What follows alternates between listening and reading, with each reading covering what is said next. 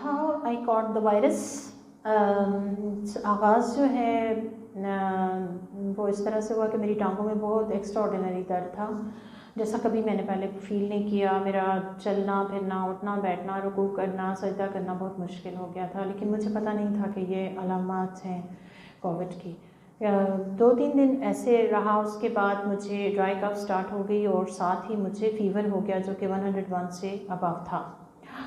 تو یہ اور کووڈ کا جتنا بھی سلسلہ ہے اس میں 3 طرح کے لوگ یعنی 3 کیٹیگریز میں اس کو رکھا جاتا ہے. پہلی کیٹیگری میں بہت مائلڈ سا ہوتا ہے، کچھ لوگ صرف اس کے کیریئر ہوتے ہیں، ان کو کوئی تکلیف نہیں ہوتی اور وہ ویسے ہی الحمدللہ اللہ تعالیٰ ان کو بچا لیتے ہیں، لیکن بعض اوقات وہ اسے آگے ٹرانسفر کر دیتے ہیں. بعض لوگ جو ہیں وہ بہت ہلکا سا، ان کو مائلڈ سا ہوتا ہے اور وہ 2-3 دن میں ٹھیک ہو جاتے ہیں. کوئی ہلکا سا کف ہوا، بخار نہیں ہوا، ٹیسٹ چلا گیا، بس اتنا سا ہوتا ہے، وہ ٹھیک ہو جاتے ہیں.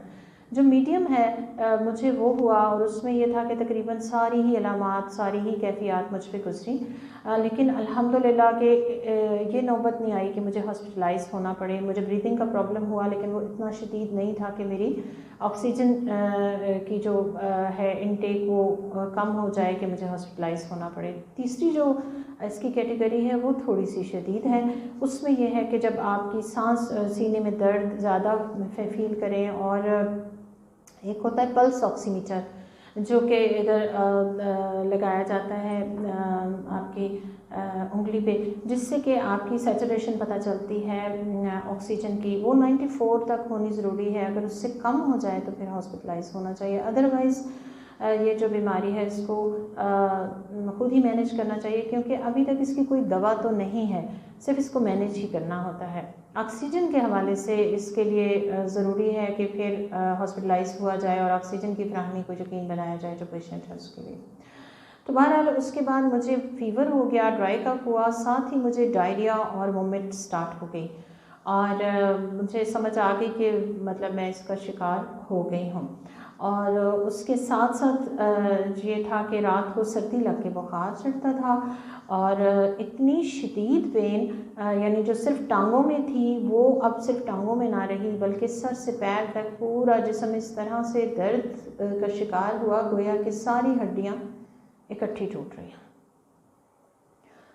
تو اللہ تعالیٰ کی توفیق سے، اور میں سمجھتی ہوں ہماری استاذہ کی تعلیم و تربیت سے، استاذہ ڈاکٹر فرحت ہاشمی جنہوں نے ہمیں اللہ سے جوڑا، جنہوں نے ہمیں قرآن سے جوڑا، میں سمجھتی ہوں کہ یہ ان کی تعلیم اور تربیت کا ہی ثمرہ تھا کہ میں نے لوگوں سے امید لگانے اور فریاد کرنے اور شور مچانے اور اپنی کیفیت کو بہت زیادہ بیان کرنے کی بجائے اللہ سبحانہ و تعالیٰ سے اپنے رشتے کو زیادہ مضبوط اور قریبی کر لیا.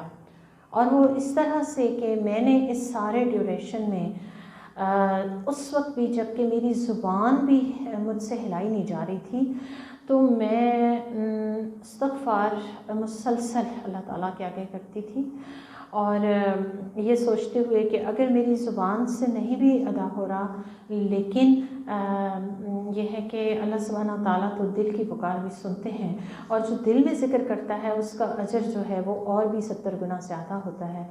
تو پھر اس کے ساتھ ساتھ دوسری چیز جو میں نے دوسرا وظیفہ پکڑا ہوا تھا وہ درود شریف تھا کہ استغفار کی درود شریف پڑھا، استغفار کی درود شریف پڑھا. میں کسی سے فضول بات نہیں کرتی تھی، نہ مجھ سے بولا بھی جاتا تھا، اور نہ ہی میں ہائے ہائے کر کے جیسے کہ اکثر یہ ہوتا ہے کہ امی کو یا کسی کو ہم بلا رہے ہوتے تو الحمدللہ ایسا کچھ نہیں کیا.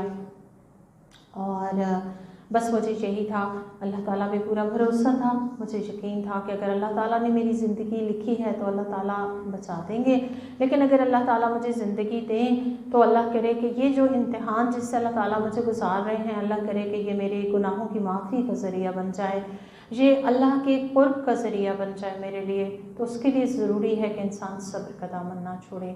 اللہ پہ بھروسے کا مطلب یہ ہے کہ ہم اللہ تعالیٰ سے دعا مانگتے رہیں، ادویات بھی لیتے رہیں، لیکن یہ ہے کہ رزلٹ اللہ کے ہاتھ میں ہے. کوئی ڈاکٹر نہیں بچا سکتا، کوئی چیز نہیں بچا سکتی مگر اللہ کی ذات ہی بچاتی ہے.